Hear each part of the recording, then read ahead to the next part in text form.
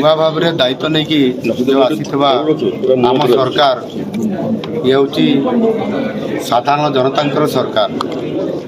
ଗତ 24 ବର୍ଷ ଭିତରେ ଅନେକ ସମୟରେ ଲୋକମାନେ ମୁଖ୍ୟମନ୍ତ୍ରୀଙ୍କୁ ଭେଟି ପାରୁନଥିଲେ, ତାଙ୍କର ସହିତ କଥା ହିଁ ନ ପାରୁଥିଲେ।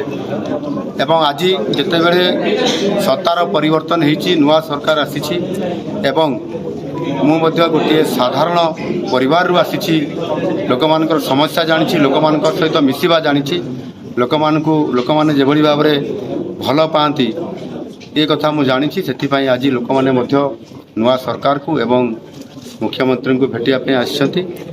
ତାହା ନିଶ୍ଚିତ ଭାବରେ ଗୋଟେ ସନ୍ଦେଶ ଯାଉଛି ଯେ ଲୋକମାନଙ୍କର ଯେଉଁ 24 ବର୍ଷରେ କାମ ହେଇନାହିଁ, ଯେଉଁ ସରକାର ଲୋକମାନଙ୍କୁ ଭଲ ପାଇବାଟା କମିଯାଇଛି, ତାକୁ କିଭଳି ଭାବରେ ପୁନର୍ଜୀବିତ କରି ଗୋଟିଏ ନୂଆ ଓଡ଼ିଶା ଗଠନ କରିବା ଏବଂ ତାହା ସହିତ ଲୋକଙ୍କର ବିକାଶ କାମ କରିବା ସହିତ ଲୋକଙ୍କର ସାମଗ୍ରିକ ବିକାଶ ହେବା ସହିତ ସେବା ହେବା, ଏ ପ୍ରକାର ଆଶା ରଖି ଲୋକମାନେ ନିଶ୍ଚିତ ଭାବରେ ଆଜି ସରକାରଙ୍କ ପାଖକୁ ଆସିଛନ୍ତି, ପାଖରୁ ସରକାରକୁ ଦେଖିବା ପାଇଁ ଚାହୁଁଛନ୍ତି।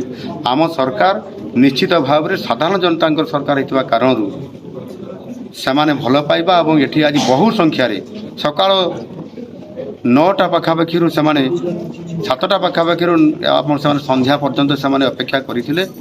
ଆଜି ଛୁଟି ଦିନରେ ମଧ୍ୟ, ରଜ ସମୟରେ ମଧ୍ୟ ନିଶ୍ଚିତ ଭାବରେ ମୁଁ ପ୍ରାର୍ଥନା କରିବି ମହାପ୍ରଭୁ ଜଗନ୍ନାଥଙ୍କ ନିକଟରେ 4.5 କୋଟି ଓଡ଼ିଆଙ୍କର ଭବିଷ୍ୟତ ଏବଂ ସେମାନଙ୍କର ବିକାଶ କିଭଳି ଭାବରେ ତ୍ୱରାନ୍ୱିତ ହୋଇପାରିବ।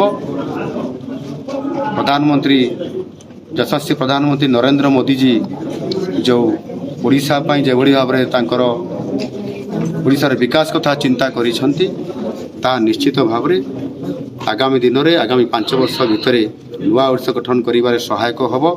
ଏହା ହେଉଛି ମୋଦି ଗ୍ୟାରେଣ୍ଟି, ନିଶ୍ଚିତ ଭାବରେ କାମ ହେବ। ସେଥିପାଇଁ ମୋର 4.5 କୋଟି ଓଡ଼ିଆଙ୍କୁ ବହୁତ ବହୁତ ଧନ୍ୟବାଦ।